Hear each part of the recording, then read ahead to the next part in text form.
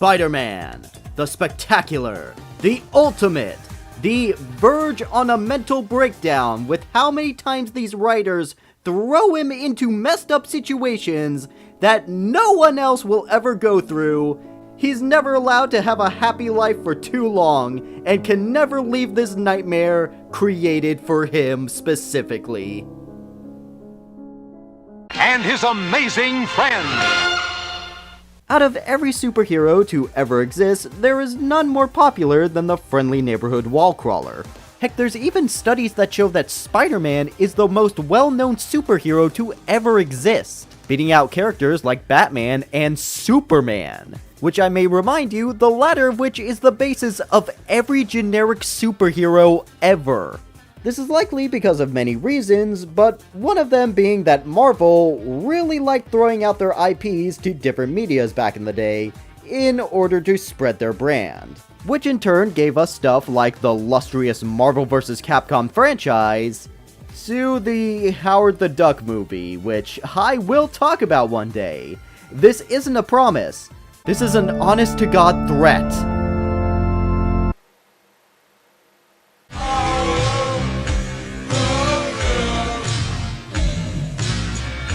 Right, hi guys, it's me, a DavKav, your favorite schmuck, and I want to welcome you all back to another year of Tokuvember, where we talk about tokusatsu in the month of November.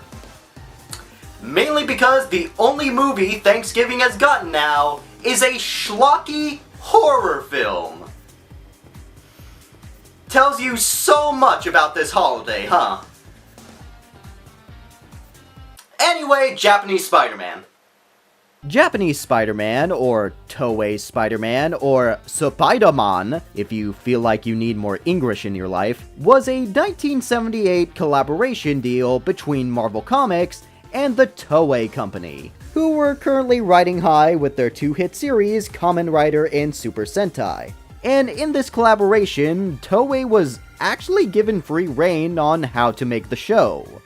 A move that really goes to show how different Marvel was pre-Disney buyout and MCU, which I can never forget how dirty they did Marvel vs. Capcom Infinite. And yeah, that's kind of how it went down. It wasn't really a Kingdom Hearts elevator ride moment. It was more kind of Marvel coming in and going, "Yo, I like the cut of your work, G. Let's put Spider-Man in it." And yeah, that's kind of it. However, the show itself that we're gonna watch is gonna be something else. So y'all strap in, because Japanese Spider-Man is about to get really, really weird. Okay, so the origin is something we all know ad nauseum, but we gotta trudge through this part. Bear with me, and stop me if you heard this one. A flying spaceship with a leopard head on top that is commanded by a spider just crash-landed on Earth, which alerts both the space archaeologist, Dr. Hiroshi Yamashiro, and an evil alien organization known as the Iron Cross. The fact that you haven't stopped me yet is concerning. It's here where we meet our universe's Peter Parker, Takuya Yamashiro, the son of the astronomer I mentioned before, and the oldest sibling of three. And much like Peter Parker, he has the most dweebish occupation you can think of, being a motocross racer, and is getting scooped by his girlfriend Hitomi. But, of course, that doesn't matter right now, because trust me, his motocross job really doesn't matter much in this show. Because now Takuya starts to hear voices in his head, and sees visions of a spider, calling out to him, and calling him brother. Meanwhile, the Iron Cross Army, which is led by the most infamous space Nazi known as Professor Monster, yes, that is his real-ass name, as he acknowledges that Dr. Yamashiro will be near the crash site. So he orders his second-in-command, Amazonas, to kill him by using this tiny boy. We then cut back to Takuya, who is getting messages from said spider, and tells him that it's time for revenge, as he proceeds to head to the crash site where his father, sister, and girlfriend are currently at. But before he can even get there, the grunt from before, Amazonas, is already on the scene, and turns the tiny boy into a big boy, who goes and attacks the group. Takuya arrives on the scene to see that his sister and Hitomi are okay, but his father is gravely injured. And as he goes to him, the doctor tells Takuya that there's some evil aliens trying to take over the world, and it's up to Takuya to stop them, before he then passes away in his son's arms.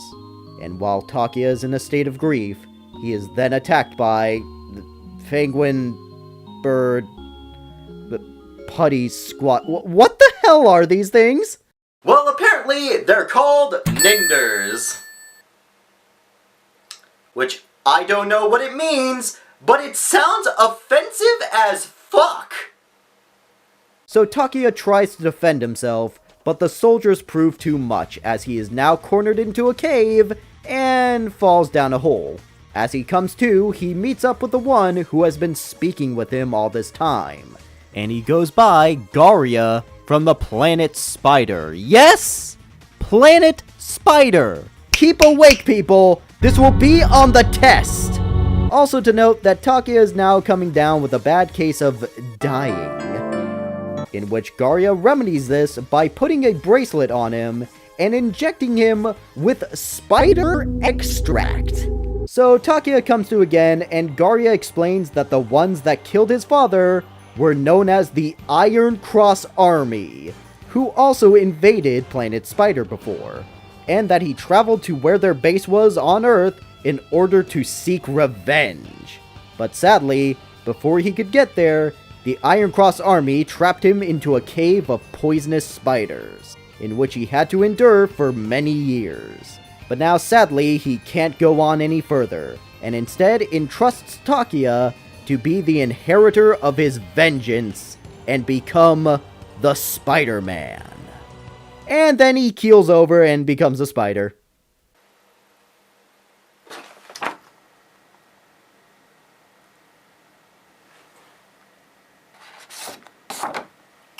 Yep, that's Spider-Man, alright. So Takuya wakes up back at his home with his sister Shinko and his baby brother Takuji showing concern over him after the death of their father. As then Takuya gets telepathically told by Garia as a spider that the Iron Cross Army is on the move, and that he needs to suit up, in which he then uses the spider bracelet to summon the suit, and then he had to put it on and zip it up, and then BAM! Spider-Man! He then leaves out the window and starts swinging around, in which he then finds a place where he's able to listen in on Shinko and Hitomi talking about how a scientist has mysteriously vanished, leaving Spider-Man to deduce that the Iron Cross must be behind this.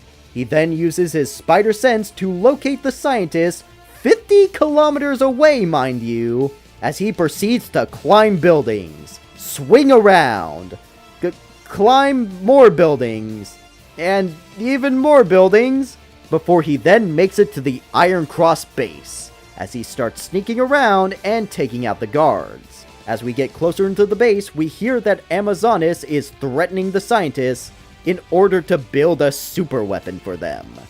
And then...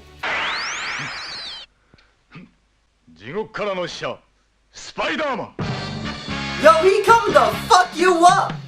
So Spidey proceeds to crawl around the ceiling, punch some dudes, create nets, and just generally run around the place and hitting grunts sometimes.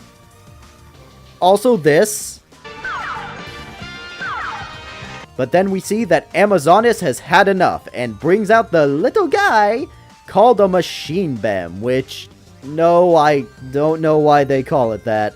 But this machine bem actually gives Spidey some trouble, as he is able to stop his tactic of climbing around by banging on the wall. He also is able to shoot out bullets, and if that's not bad enough, the big boy can get bigger. However, Spider-Man has an ace up his sleeve, as he opens up the bracelet and summons the leopard spaceship from before, Marvelar, which in turn sends out the CP-7, a flying car that he can shoot missiles out of for extra damage. And then after a while, he flies up and enters Marvelar, in which it then transforms into the mighty Leopardon. And after that, the Machine Bem just can't do shit to this thing, as Leopardon hits back with a flying disc, and then just pulls out a goddamn sword. Oh, but Leopardon doesn't use the sword to slash at his opponents or shoot a slice beam like other swords tend to do. No, instead he throws the fucking thing at the monster, and it explodes!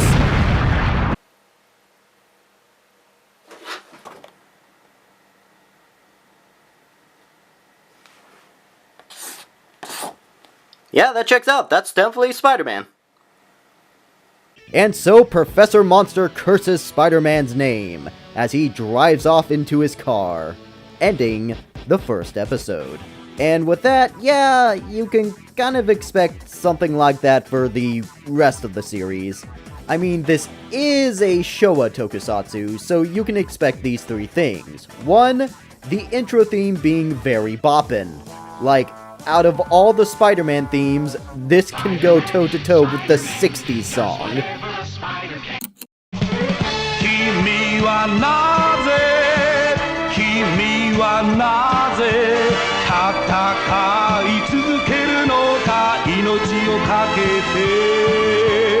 Also, you can bet that you'll find some scenes that, even with context, are an absolute fever dream.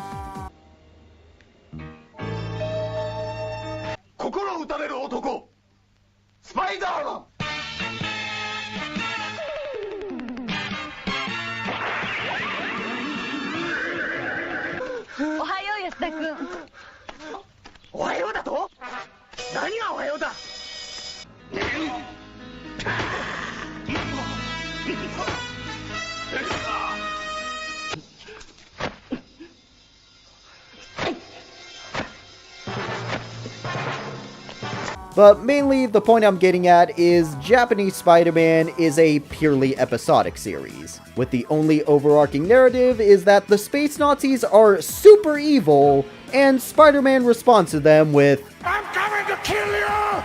Rinse and repeat for 41 episodes, and a movie, which is not much of an actual film. It's actually an episode in widescreen because it was played during a Toei Film Festival.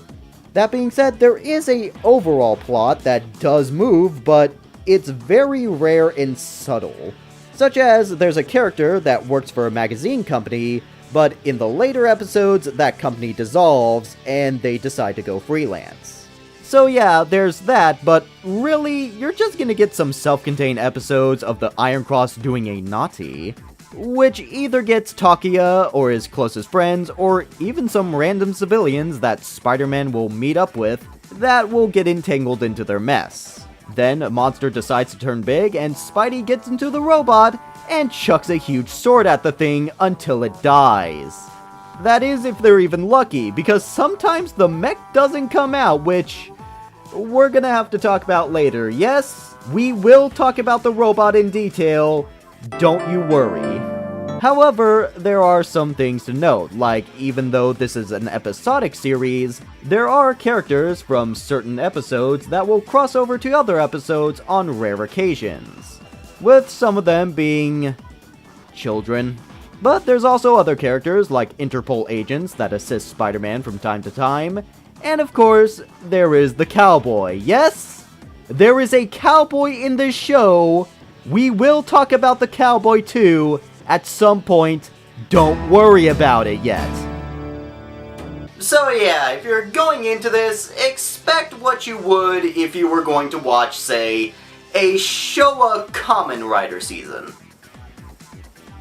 And much like those seasons, holy shit, this is some hardcore children's entertainment!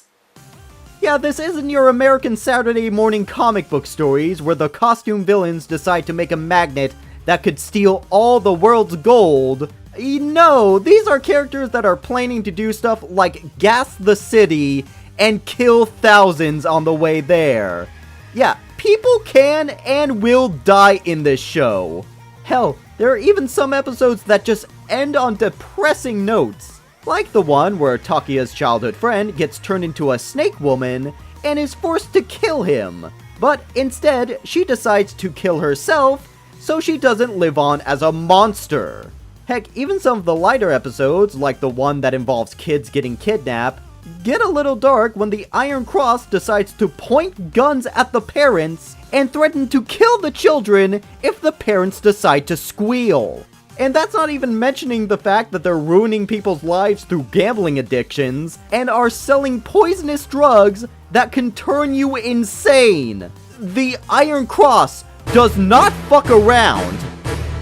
But of course, no matter what, there's always Spider-Man, who will come and save the day, with violent vengeance, of course.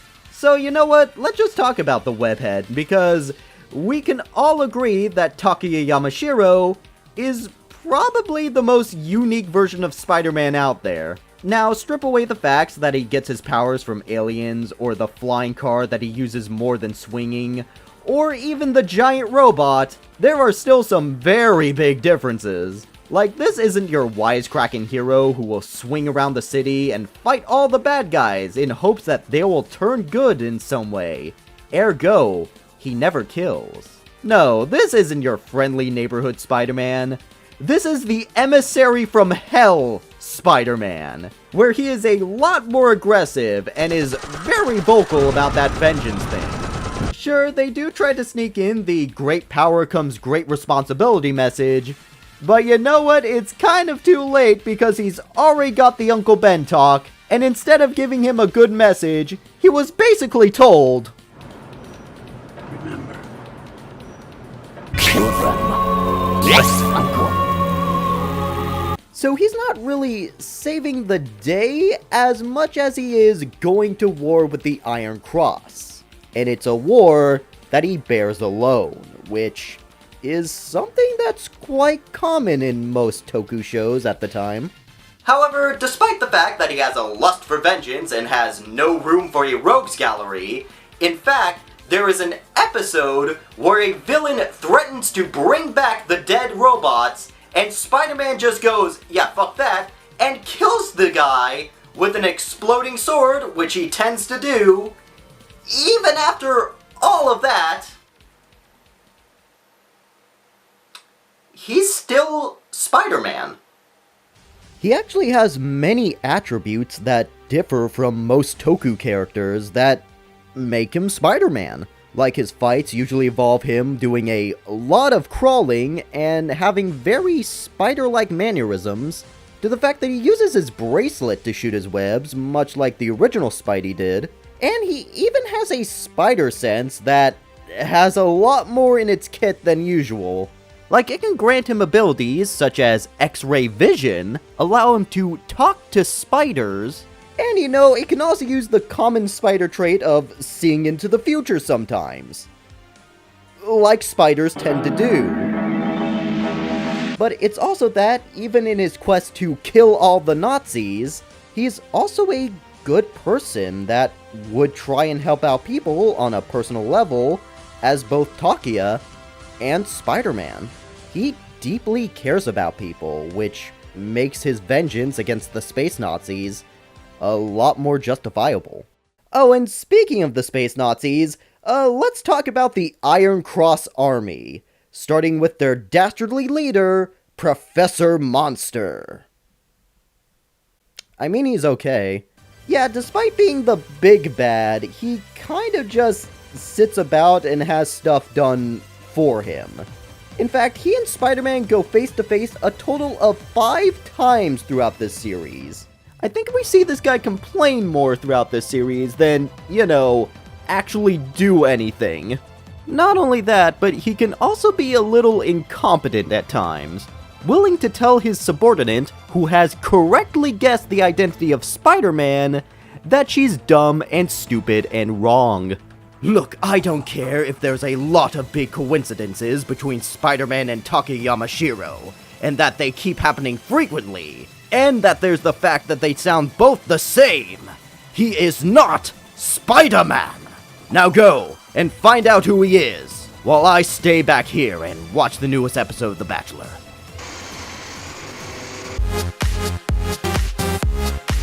Ooh, I hope Steve and Francine get together.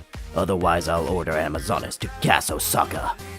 Which of course leads us to the actual villain of this series, Amazonas. Mainly because she's the only one who does things, and she is the second in command that is usually more on the field spreading the terror of the Iron Cross Army, which, unlike, say, her boss, she's the one that spies, blackmails, brainwashes, and straight up murders people, which, she's even gone so far as to infiltrate society disguised as Hitomi's boss in the first few episodes, and also, weirdly, her evil getup can change colors from time to time, which... Oh, look, guys, we're dealing with a Shigo Baroness thing going on here. There's no dancing around this. What do you want from me? I'm just a poor straight boy.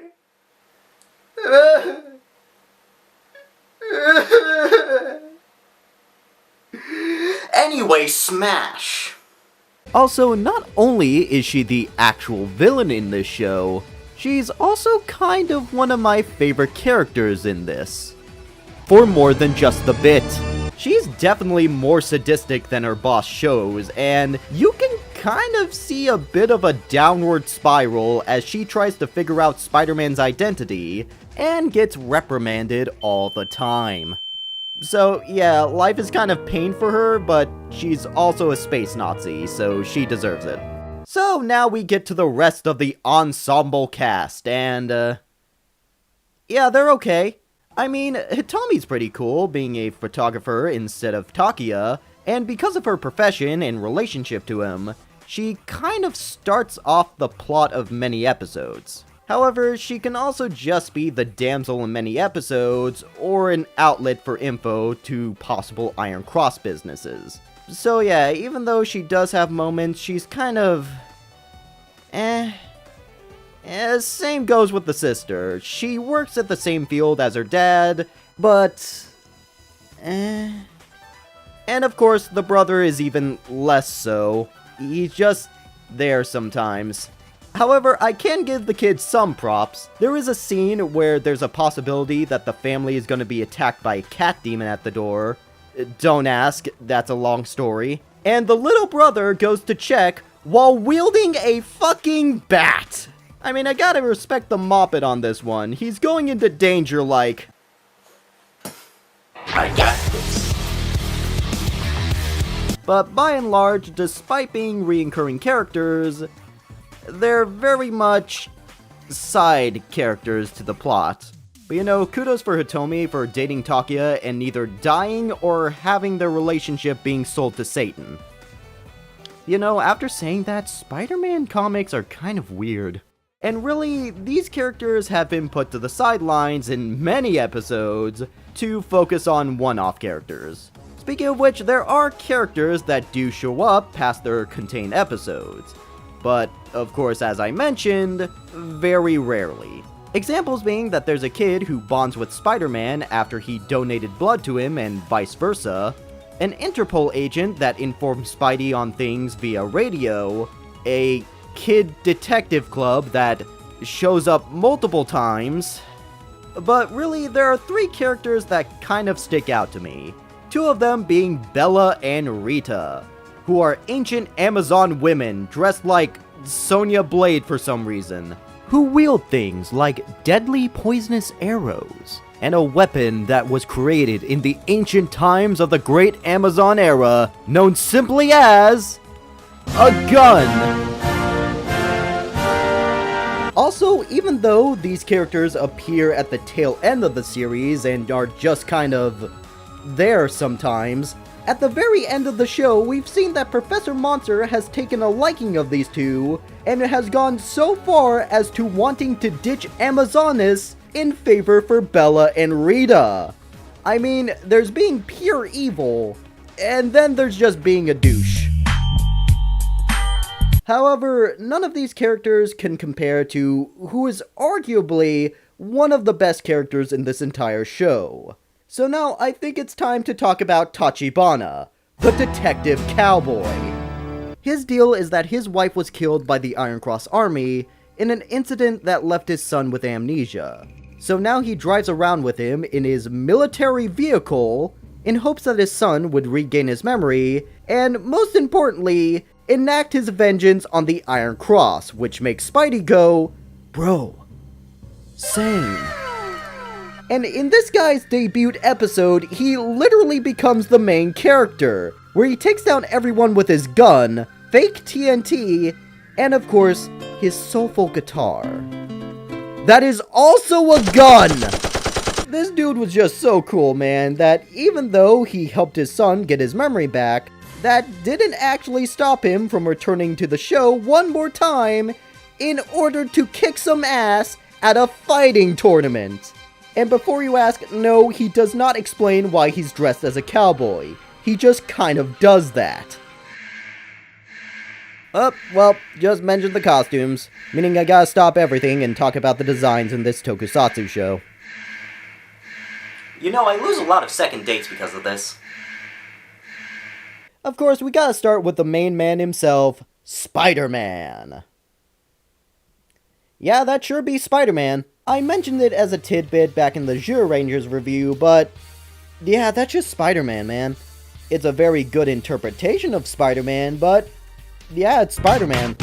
However, I will say, as a Toku hero, he does have a very interesting transformation. Instead of striking a pose or using some sort of power of a brand new toy, trademark, Takia instead just shoots out the Spider-Man suit and has to kind of physically put it on.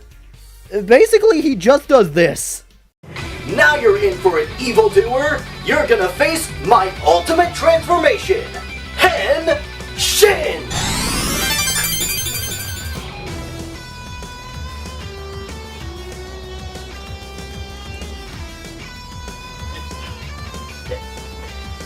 Give me a moment. It's a little tight. So yeah, there's not much to say on this end, so let's just move on to the baddies, and yeah, they look pretty good. I originally was gonna write them off because the first monster was, less to be desired. But as the show progressed, we got some pretty sick designs, along with, some duds. Like, we got some real A-list designs here, such as Bomb Wolf, Kabuton, Snake Woman, Ganima, and Bony Boy! Heck, even the main baddies aren't half bad. Professor Monster looks like an evil scientist, and Amazonas... yeah, I bet this awakens something in children watching this. But you know what? Let's forget all of that, and let's talk about the real reason anyone even knows about Japanese Spider-Man. Yes, it's time to talk about the robot. It's time to talk about the giant mech, Leopardon.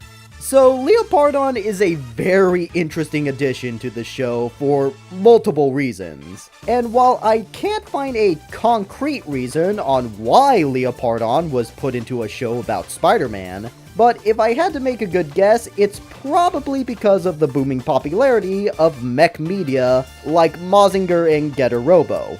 However, something interesting to note is that Leopardon was one of the first instances of a piloted mech in tokusatsu, and that this one robot would go on to influence a future project that Toei was working on, Battle Fever J, which is another entry into the Super Sentai franchise that Marvel also helped work on. Because of Spider-Man, this show decided to use the idea of a giant mech at the end of every episode. And because of this show's success, they decided to use the giant robot as a staple of Super Sentai to this very day. Wait a minute, that means Spider-Man helped create the fucking Megazord! You know, I thought I had an understanding of this world, but now I'm even more bewildered. What is this world I live in? So that's an interesting fact, but what about the mech itself? Well, the only thing to say is that Leopardon is the strongest thing in the universe and cannot be beaten ever. Every single appearance of Leopardon on this show he just comes out and fucking flattens every monster without even trying. Sure, he might use stuff like laser eyes, rocket fist, a slashy thing, and his version of the spider string. But it really is all about that magic exploding sword known as Sword Vigor, which sometimes he just pulls it out immediately and just one-shots the baddie without there being a fight at all. Hell, sometimes he doesn't even show up and instead shoots missiles at the monster, and that's it. Even the final boss gets murked without even much of a chance. Meaning turning big is less of an advantage and more of a death sentence in this show. And the reason behind that fact is actually pretty funny. Because it turns out the reason that Leopardon is invincible and has OP powers is not because of story reasons, but technical reasons. For one, the Leopardon suit was known to be difficult to work with, and had the problem of being even bigger than the monster suits. Which, I mean, makes sense, the design of Leopardon is very toy-like, but it also makes it look clunky and hard to walk in. However, that's not the best part, because during halfway through this series, the suit went missing, and they couldn't replace it because it was expensive. So instead, they had to go and use stock footage for the rest of the show, meaning all they can do is use the footage where Leopardon just wins because they couldn't use anything else. Leopardon, the greatest weapon in the world due to technical difficulties. And that's Japanese Spider-Man for you. I went into this knowing so little, but after everything I've seen and researched, it turned out to be something else, because this isn't an adaptation. It's literally a tokusatsu take on Spider-Man. It's much like that one slasher film with Winnie the Pooh, except it was intentionally made for kids. This show has a lot in the style of something like Kamen Rider, a lone hero taking down an evil organization, but you know, they use the actual Spider-Man in this. And it's just fascinating to see them take what they know about Spider-Man and implement it in a way to how they would make a show. Which actually makes this a very unique tokusatsu because of this. And of course, if you're a fan of the Showa era of tokusatsu, it's a definite watch. And on the flip side, if you're a fan of Spider-Man, then this is a must-watch. Because, yeah, it's just as insane as you've heard, and it needs to be seen to be believed. Because, my friends, this is the same company that brought you the likes of Starfish Hitler. Really, you just have to expect the strange in tokusatsu. Plus, I can say that the legacy of Takia and Leopardon have not been forgotten, as they made their appearance in the Spider-Verse comics, where yes, they used Sword Vigor to take down one of the bad guys. This is some wacky shit. So yeah, go watch Toei's Spider-Man. It's actually easy to find if you go looking for it, so yeah, go watch it. And with all that ends another year of Tokuvember, meaning next is the Christmas special, and I have some unfinished business that I've left 2 years ago. I hope you like something that is better than Toy Story, according to the creators of what we're gonna watch. But until then, thank you all for watching. It really means a lot. Leave a comment and like if you enjoyed this video, and yeah, have a nice day.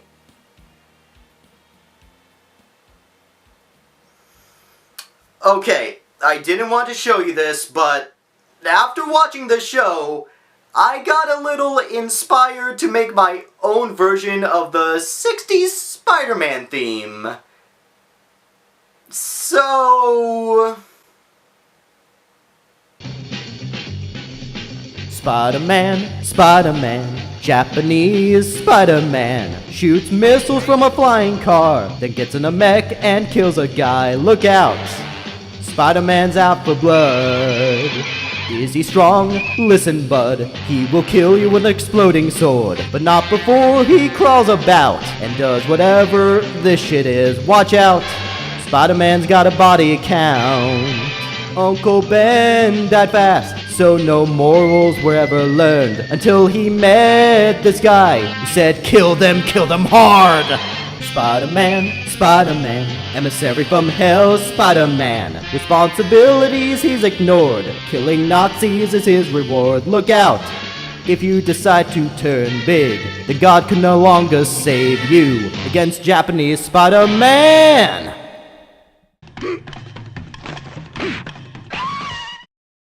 Kimi wa naze